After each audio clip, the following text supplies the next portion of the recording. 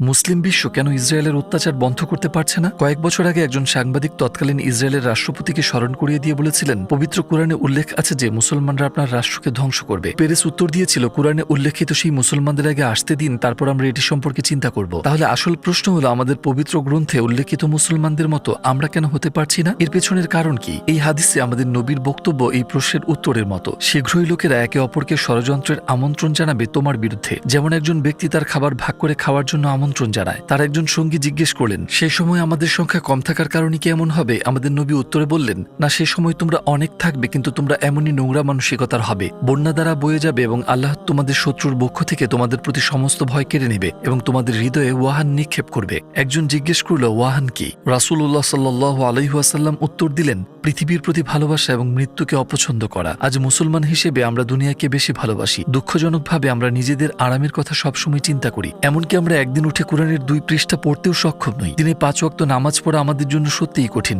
এমনকি আমাদের হাত তুলে আমাদের ফিলিস্তিনের ভাই বোনদের জন্য প্রার্থনা করতেও কষ্ট হচ্ছে। আমরা ওয়াহানের এই গর্তে পড়ে গেছি এবং আর বের হতে পারছি না। ভাই, আল্লাহ আমাদেরকে কোরআনে বর্ণিত মুসলিমদের থেকে অনুপ্রেরণা গ্রহণ করার এবং এই পরিপূর্ণ দিনের প্রকৃত দৃঢ় বিশ্বাসী হয়ে ওঠার তৌফিক দান করুন। আমিন।